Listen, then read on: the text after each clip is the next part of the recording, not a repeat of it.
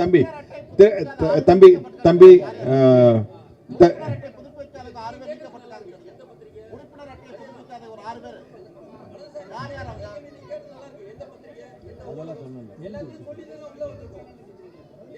இல்ல இல்ல இல்ல தம்பி நான் சரி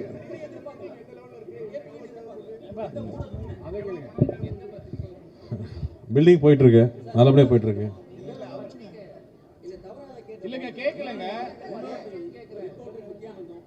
நன்றி.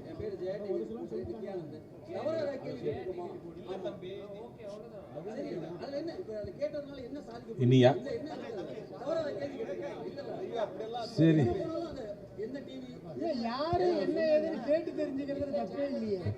ஸோ பில்டிங் போயிட்டு இருக்குங்க. இப்போ கடந்த சரி நான் பேசுறேன். நன்றி. இப்போ வந்து ஜனவரி மாதம் எங்களுக்கு வந்து லோன் சாங்ஷன் ஆச்சு. அது திரும்ப பில்டிங் தொடங்குறக்கே 4 மாதம் ஆச்சு. ஏன்னா நாங்கள் வந்து அந்த ஃபிக்ஸ்ட் டெபாசிட்டை போட்டு தான் நம்ம ஆரம்பிக்க முடிஞ்சிச்சு. ஏப்ரல் மேலேருந்து தான் நாங்கள் பில்டிங் ஸ்டார்ட் பண்ணி போயிட்டுருக்கோம். இப்போ 5 வருஷம் தாமதமானதுனால பழைய இன்ஜினியர்ஸு, பழைய ஸ்ட்ரக்சரல் இன்ஜினியர், ஆர்கிடெக்ட்லேருந்து எல்லாருமே கொண்டு வரது பெரும் பாடாக இருந்துச்சு. ஸோ அதெல்லாம் பேசி சில பேர் வந்திருக்காங்க, சில பேர் வரல. அப்படிங்கிறப்போ புது ஆட்களை நியமித்து இப்போ பேங்க் உள்ளே வந்துட்டதுனால பேங்க் சட்ட விதிகளுக்கு ஏற்ற மாதிரி கணக்கு வழக்குகள் பார்க்கணும். இந்த எல்லா விஷயங்களும் சரி செஞ்சு இப்போ கடந்த 3 மாதமாக ஃபாஸ்ட்டாக போயிட்டுருக்கு. நவம்பர் டிசம்பர் மழைக்கு முன்னாடி வெளிக்கட்டமைப்பை முடிச்சிடணுங்கிறது தான் இப்போ திட்டமாக இருக்குது. ஸோ அதுக்கான வேலைகள் ஃபாஸ்ட்டாக போயிட்டுருக்கு. அவங்க கொடுத்துருக்கிற டேட் மார்ச்க்குள்ளே முடிச்சிடும்னு சொல்லியிருக்காங்க. ஸோ அதுக்கான எவ்வளோக்கு எவ்வளோ செலவு குறைக்க முடியும், எவ்வளோக்கு எவ்வளோ வேகமாக முடிக்க முடியுமோ அதுக்கு தேவையான எல்லா முடிவுகளும் எடுத்துகிட்டு இருக்கோம்.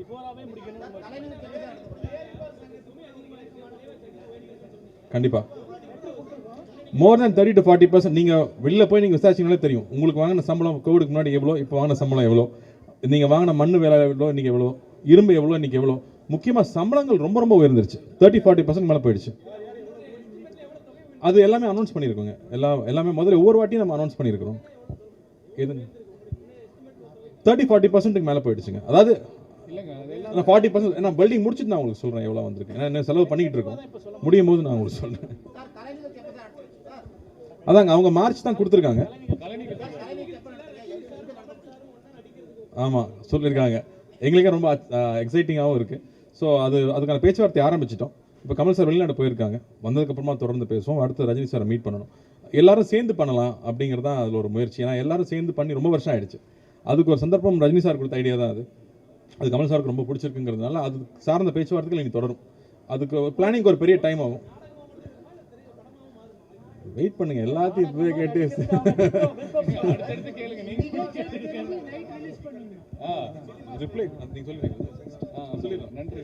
அதாவது ப்ரொடியூசர் கவுன்சில் இருந்து நமக்கு ஒரு 10 குறிப்புகள், 10 டிமாண்ட்ஸ் கொடுத்துருந்தாங்க. அதுக்கு நம்ம வந்து ஆர்டிஸ்ட் எல்லாம் கலந்துரையாடி ஒரு 37 பாயிண்ட்ஸ் அவங்க வச்ச டிமாண்ட்ஸ் ஒன்று இருக்குது.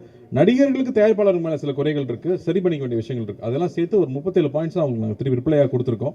தனுஷ் சம்மந்தப்பட்ட ஒரு பிரச்சனை பேசியிருந்தாங்க, அதுக்கும் 2 பிரச்சனைக்கும் தீர்வை கொடுத்துட்டோம். ஸோ இனி வந்து எங்கள் சைட்லேருந்து எல்லாத்தையும் நாங்கள் அவங்களுக்கு ஹேண்ட் ஓவர் பண்ணியாச்சு. இனி அவங்க தான் சீக்கிரமாக முடிவெடுத்து தொழிலாளர்களுக்கு யாருக்கும் எந்த பாதிப்பு இல்லாமல் தொழிலை வந்து அலோவ் பண்ணணும். நாளைக்கே மீட்டிங் போடுறாங்க. டிஸ்கஸ்ல நாங்க ஸ்மூத்தா முடிச்சுப்போம். நீ அங்க போய்ட்ட? சரி சொல்லு.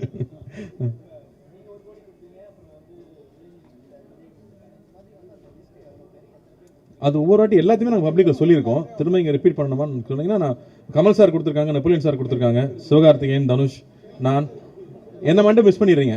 ஸோ நீங்கள் கொடுத்த புக்லேயும் அது இருக்குது. ஸோ எல்லா விஷயங்களும் பல தடவை இதை பற்றி நம்ம சொல்லிட்டோம். பட் மறுபடியும் அவங்களுக்கு இந்த இடத்துல நன்றி சொல்ல வேண்டியது இருக்குது. ஏன்னா அவங்களால இந்த மாதிரி பொதுக்குழுக்கு வர முடியறதில்ல. பட் ஒரு சங்கம் சார்ந்த எந்த ஒரு விஷயம் தேவைனாலும் முதல்ல வந்து நின்று கை கொடுத்து அதை சேர்ந்து செய்ய வைக்கிறாங்க இல்லையா, அது வந்து ஒரு பெரிய உற்சாகம் கொடுக்குது. ஏன்னா நாங்கள் எல்லாரும் இங்கே ஒர்க் பண்ணிகிட்டே இருக்கோம். 24 hours எங்களுக்கு இந்த இது சார்ந்த ஃபோன் கால்ஸ் வந்துட்டு இருக்குது, தேவைகள் வந்துகிட்டே இருக்குது, அதை ஹேண்டில் பண்ணிகிட்டே இருக்கோம். ஆனால் நாங்கள் ஒரு விஷயம்னு போய் நிற்கும் போது அவங்க உடனே அதுக்கு அவங்க ரெஸ்பாண்ட் பண்ணுறதும் உடனே கை கொடுத்து ஹெல்ப் பண்ணுறதும் இருக்கு இல்லையா, அதுதான் பெரிய உற்சாகம் அளிக்குது எல்லாருக்கும். ஆமாம், மற்றவங்களாம் கடனாக கொடுத்துருக்காங்க. விஜய் சார் வந்து ஆமாம்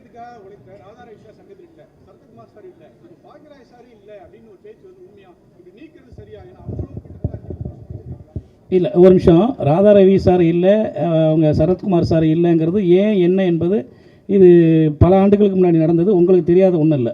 ஏன் அவங்க நாங்கள் உள்ளே வந்தது, எதுக்காக நடவடிக்கை எடுத்தோம் போனோன்னு கோர்ட்டு மூலிமா கேஸ் போச்சு, அதன் மூலிமா அவங்க வெளியே போனாங்க என்பது உங்களுக்கு தெரியும். திருப்பி இப்போ கேட்குறதுனால சொல்கிறேன். பாக்யராஜ் சார் வந்து திருப்பி அவங்க வந்து என்ன பண்ணாங்கன்னா, பாக்யராஜ் கூட சேர்ந்து ஒரு 2 உறுப்பினர்கள் எலெக்ஷன் முடிஞ்ச பிறகு நாங்கள் எல்லாரையும் அண்ணன் தம்பி மாதிரி எல்லோரும் ஒன்றா வாங்க இன்விடேஷன் பண்ணி நிறைய இன்வைட் பண்ணியிருந்தோம் அவங்கள எல்லாரையுமே. அப்படி இருந்தும் நன்றி என்ற ஒரு கடிதத்தின் மெயினாக வச்சு எங்களை முழுக்க முழுக்க குற்றம் எங்கள் மேலே எழுதி தவறாக எழுதியிருந்தாங்க. வெளியே பேசிக்கிட்டு இருந்தாங்க, கடிதமாகவே எல்லாருக்கும் அனுப்பிச்சாங்க இண்டிவிஜுவலுக்கு. ஸோ அதன்படி இதே சட்டத்தை உருவாக்குனது இது ராதாரவி தான். அந்த பைலாவை உருவாக்குனது ராதாரவி சரத்குமார் தான். அந்த சட்டத்தில் தான் இப்படி பேசினா நடவடிக்கை எடுக்கலான்னு அந்த சட்டத்தில் தான் சொல்லுது. அந்த சட்டத்தை தான் நாங்கள் நடவடிக்கை எடுத்தோம், வேற ஒன்றும் இல்லை. தேங்க்யூ. நன்றி.